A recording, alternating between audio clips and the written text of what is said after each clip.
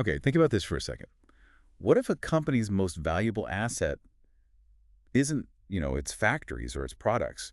What if it's just an idea, a feeling, a name? It sounds kind of abstract, right? But there's that famous quote from John Stewart, one of the Quaker Oats co-founders. Oh, yeah, the one where he says if the business were split up. Exactly. He said he'd take the brands and trademarks over the land and buildings, and he'd actually do better. That really says it all.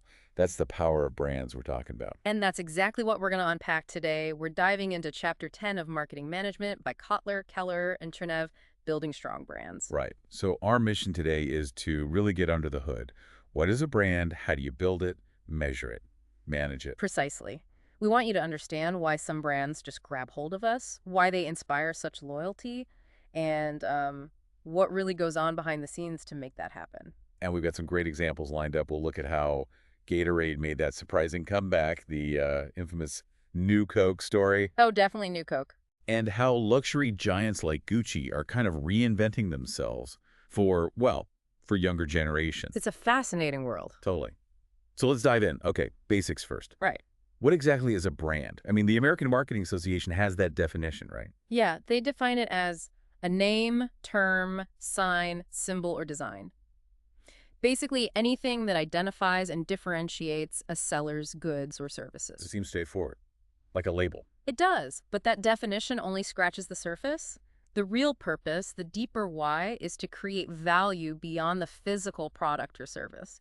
It's about creating meaningful differences in the consumer's mind. So like how Gillette or 3M do it. They're always innovating, bringing out something new. Exactly. That's differentiation through tangible innovation. But then you have brands like Gucci or Louis Vuitton. They're not just selling, a handbag. No, it's way more than that. It's the image, the feeling. Right. Their edge comes from powerful imagery, understanding what people desire on an emotional level.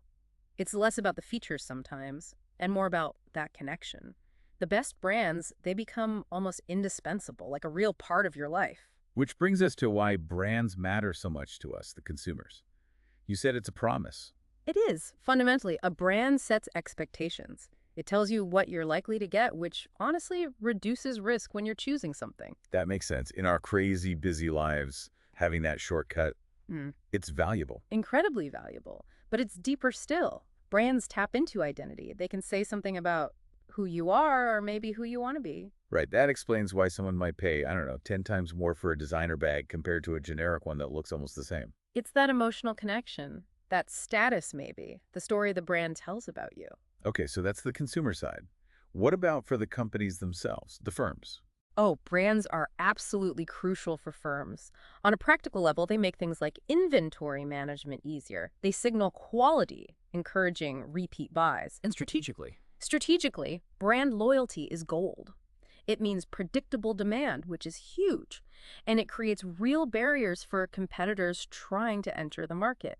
Think about it. People might willingly pay, say, 20–25% more just for the brand name they trust. Wow. And legally, brands are property, valuable property that can be bought and sold. They heavily influence company valuations. When one company buys another, a big chunk of that price tag is often just for the brand equity. We saw that play out with Real Madrid, didn't we, when Florentino Perez came in? Oh, absolutely. He didn't just sign great footballers. He signed brand name players. Yeah. Beckham, Ronaldo, icons. And their star power fueled everything else. Right. Broadcast rights, sponsorships, match day revenues, these huge streams were all amplified by the power of those individual player brands, turning Real Madrid itself into this multi-billion-dollar global brand. It shows brands are financial engines, not just marketing tools. But that engine needs careful handling, right?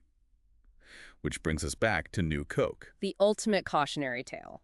So Coca-Cola sees Pepsi winning blind taste tests, right? They panic a little, maybe. Seems like it. So they develop this sweeter formula, New Coke.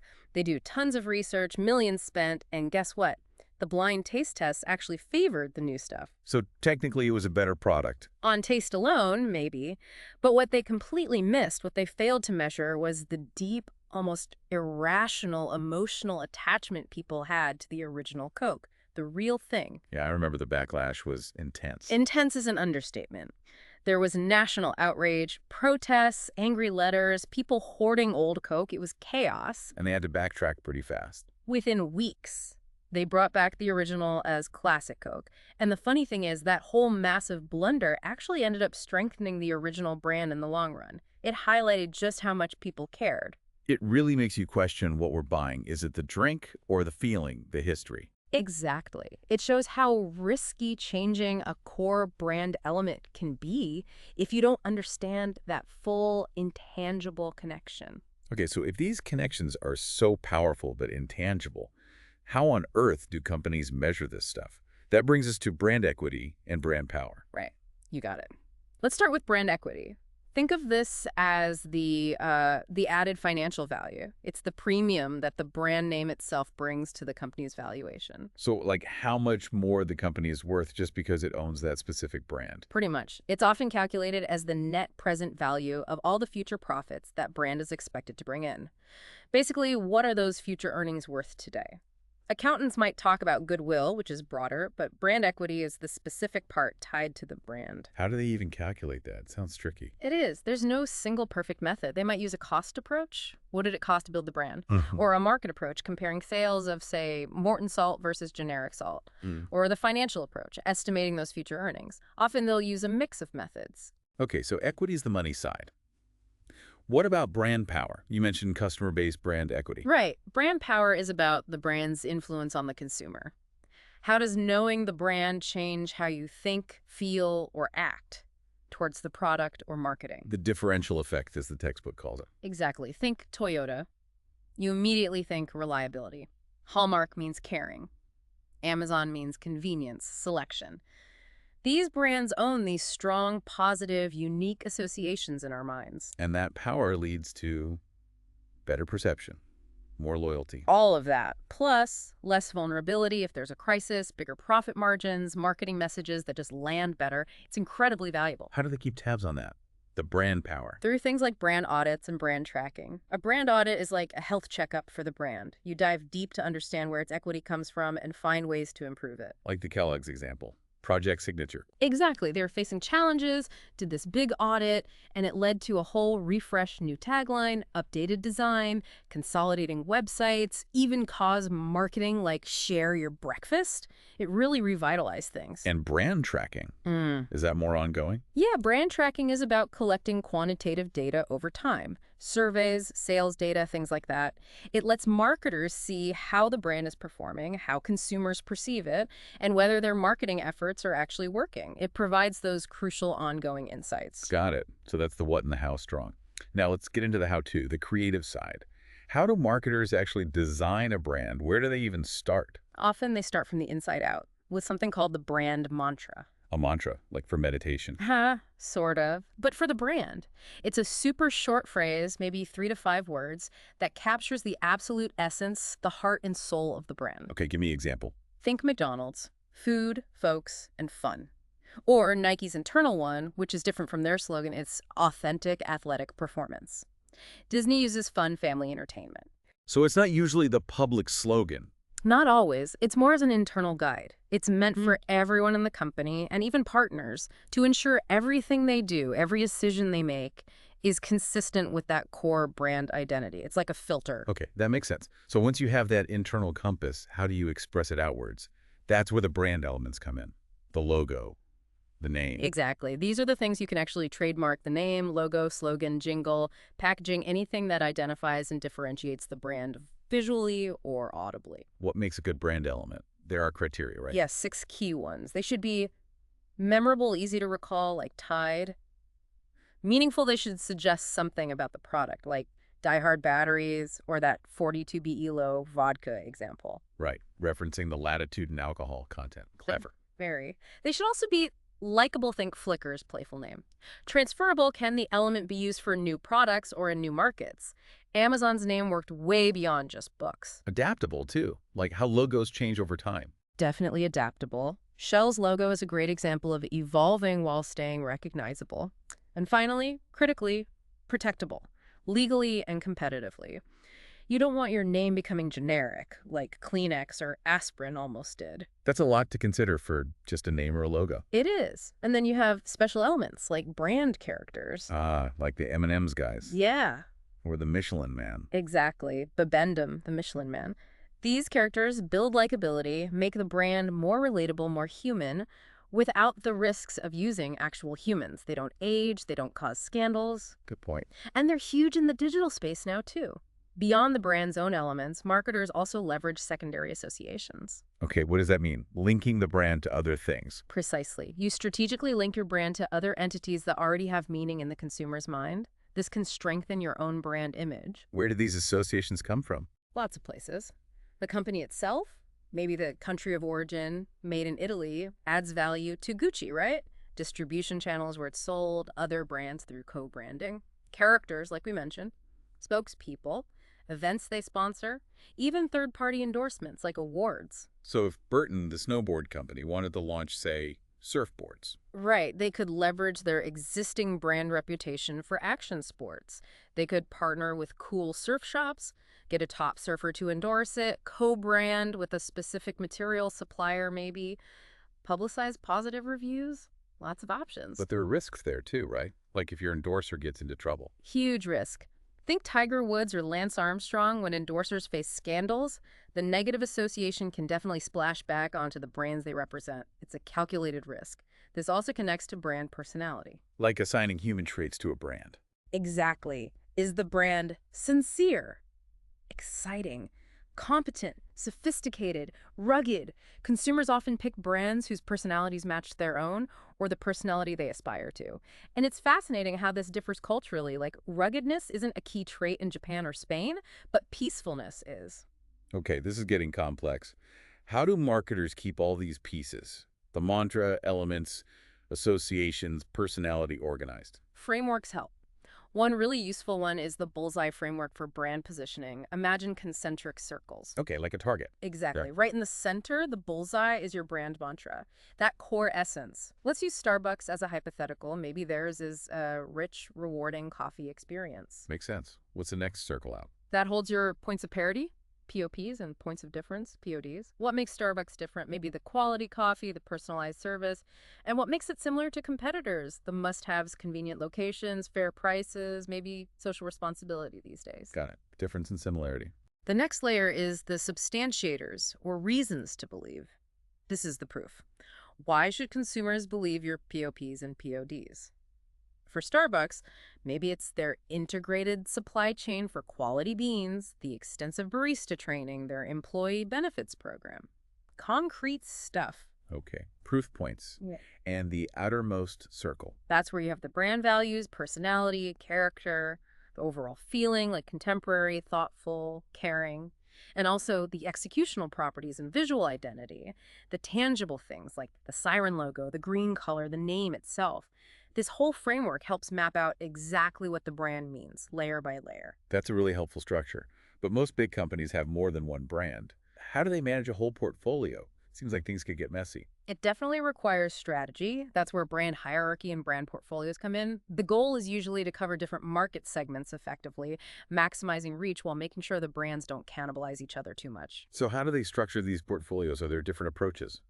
Broadly, yeah, three main strategies. First is the house of brands. Where each product has its own distinct brand name. Exactly. Think Procter & Gamble with Tide, Pampers, Crest, or General Mills with Cheerios, Betty Crocker, Yoplait. The big advantage is that if one brand has a problem, it doesn't really hurt the parent company's overall reputation. United Technologies is another example, relying on strong individual brands like Sikorsky and Otis. Okay, what's the opposite of that? That would be the branded house strategy. Here, the company uses one main corporate brand name across pretty much all its products. Think Heinz, GE, Samsung. The benefit there seems obvious: lower development costs, leveraging the main brand's image. Totally. But the risk is also clear.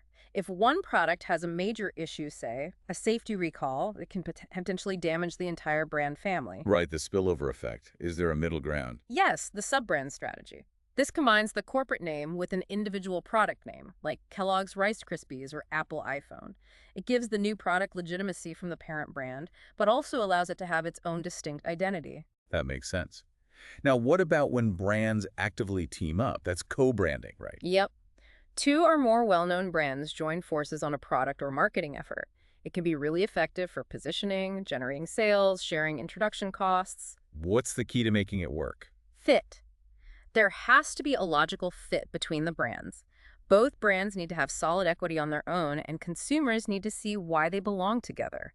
Think about those Milka chocolate bars with Oreo pieces inside two strong Mondelez brands. Makes perfect sense. Right. And there's a special type, ingredient branding. Yeah, this is where a specific component or ingredient becomes a powerful brand in its own right, like Dolby sound systems, Gore-Tex fabric, or the classic example, Intel Inside. Ah, where people started looking for the Intel sticker on computers. Exactly. Intel convinced consumers that the processor inside mattered, giving them huge leverage with PC manufacturers. Another great example is Westin Hotel's Heavenly Bed. They branded their bed, and it became such a draw, it created this positive halo effect for the entire hotel experience. So brands aren't static. They have to evolve. That means sometimes repositioning, right? Changing what the brand stands for. Absolutely. Brands have to stay relevant. Sometimes repositioning is about going back to basics. Maybe like Harley-Davidson did, reconnecting with its core heritage. Other times, it's a complete reinvention. Like Old Spice. Going from, well, your grandpa's aftershave to those hilarious modern campaigns. Perfect example. They totally changed their image and target audience. And the Burberry turnaround is another textbook case. Oh yeah, they were struggling for a bit, weren't they? The plaid was everywhere. It was overused, diluted. So they made a bold move, took the plaid off most products, introduced tons of new designs, and crucially, went hard on digital to connect with millennials and Gen Z. Music, storytelling, live-streamed runway shows. It was a massive, successful shift. Incredible adaptability. What about using an existing brand name for a new product? Brand extensions. Very common strategy. Using an established name like Honda for cars, then extending it to lawnmowers, generators, even marine engines. What are the upsides? Lower risk and launch costs compared to building a new brand from scratch. It can also clarify the meaning of the parent brand, like Crayola, meaning colorful arts and crafts, allows them to extend into related products easily. And it can open up totally new markets, like how the iPod and iTunes really paved the way for Apple to launch the iPhone and iPad later. Makes sense. Downsides. Big ones. Brand dilution is a major risk, stretching the brand too thin so it loses its core meaning. Porsche, launching the Cayenne SUV, was hugely successful financially, but some purists felt it diluted the sports car image. Right. There's also cannibalization, where the new extension just steals sales from your existing products. And you might miss the chance to create a powerful, focused new brand, like Levi's did successfully with Dockers as a separate brand for khakis. And sometimes extensions just fail, like the big perfume example. Oh, the classic flop. BIC stood for convenient, disposable, affordable quality pens, lighters, razors. Trying to extend that into perfume, which is seen as personal, maybe luxurious, the fit was just completely wrong in consumers' minds. It bombed. Shows how crucial that perceived fit is. Sooner or later, pretty much every brand faces a crisis. How they handle it is critical. And having a strong brand beforehand really helps, doesn't it? Immensely. That existing reservoir of trust and credibility is invaluable. The gold standard response is still Johnson & Johnson with Tylenol back in the 80s after the tampering incident. What did they do right? They were swift, open, and put consumer safety absolutely first, pulled everything off the shelves immediately, communicated constantly, and introduced tamper-proof packaging. Their response showed genuine care, and they recovered. Contrast that with Perrier. Yeah, when they had a contamination issue, their response was seen as slower, maybe less transparent. They gave inconsistent explanations, and it really damaged that core image of purity they had. It's hard to regain trust once it's broken like that. Consumers need to feel confident the problem is truly solved. Even external crises like the pandemic forced brands to react. Absolutely. Look at Nike. They pivoted quickly, making PPE, launching their Play Inside campaign, encouraging home workouts, making their training app free, really pushing e-commerce. Or King Arthur Flour, suddenly facing huge demand as everyone started baking, they ramped up production and customer support. So the keys seem to be empathy, providing value, having a clear strategy, and being innovative. Those are the 4 key guidelines, yes. Empathy, value, strategy, innovation. Crucial for navigating any storm. Okay, let's shift gears to a really specific, fascinating area. Luxury branding. This feels like branding in its purest form, where the image is almost everything. It really is. Luxury brands operate differently. They justify significantly higher prices based on pillars like exceptional quality, yes, but also uniqueness, craftsmanship, heritage, authenticity. often a deep history. Like Hermes, where designs are meant to be timeless. Exactly. Or think Sub-Zero refrigerators are not just cold boxes, they're high-performance symbols. Patron Tequila basically created the super premium tequila market with its distinctive bottles and image. Mont Blanc expanded from luxury pens to fragrances, leather goods, all unified by this idea of fine European craftsmanship. So how do they manage these brands? It's selling a dream, you said. It is. Selling a dream, but one anchored in tangible quality and undeniable prestige. Every single marketing touchpoint, product design, pricing, the stores, the ads, everything has to reinforce that aspirational image. They fight counterfeits fiercely, span multiple categories often, and ensure absolute consistency. And they're evolving too, right? Adding experiences. Yeah. Big trend. Wrapping personal experiences around the products. Exclusive fashion shows for top Gucci clients. Porsche offering driving schools. It deepens the connection beyond just owning the item. What about digital? Luxury seems slow to adapt there. They were initially hesitant, yeah, worried it might dilute the exclusivity. But now most are embracing social media. Instagram, WeChat are huge and sophisticated e-commerce, often through curated platforms like Net-a-Porter or Farfetch. They're even blending physical and digital, like that Gucci example using Samsung tech for immersive displays in stores. Which brings us neatly to the Gucci spotlight. They've had quite a journey. They really have. Rich history, that iconic logo, the Made in Italy cachet. But they hit a rough patch, late 90s, early 2000s. Too many price points, the brand felt a bit diluted. But they turned it around spectacularly. How? A major strategic repositioning starting around 2014. They shifted from this, bold, glossy, overtly sexual image under Tom Ford. Right, I remember that era. Yeah, to something much more raw, romantic, eclectic, and modern under Alessandro Michele. And crucially, they explicitly targeted millennials and Gen Z. How do they reach them? Through digital mastery, basically. They score incredibly high on digital IQ rankings. They became super visible and engaging on social media, used smart celebrity partnerships, embraced collaborations, and leaned into values-driven marketing like going fur-free and launching their Gucci Equilibrium platform for social responsibility. So connecting heritage with modern values and digital savvy. Exactly. They proved a luxury brand can stay true to its roots while breaking boundaries and connecting deeply with new generations. It's about offering meaning and values that consumers can really identify with, which turned Gucci into a true star brand again. Wow. What a journey we've taken from, the basics of Gatorade's founding principles, essentially, to the complex digital reinvention of Gucci. Yeah, it really drives home that brands aren't just static logos. They're living things. They need constant attention, strategic thinking, adaptation. There's so much more than just a name. They're promises, like you said, identities, and clearly incredibly valuable financial assets. And the key takeaway, I think, is that they never stand still. They have to respond to us, the consumers, to competitors, to shifts in culture, technology, everything.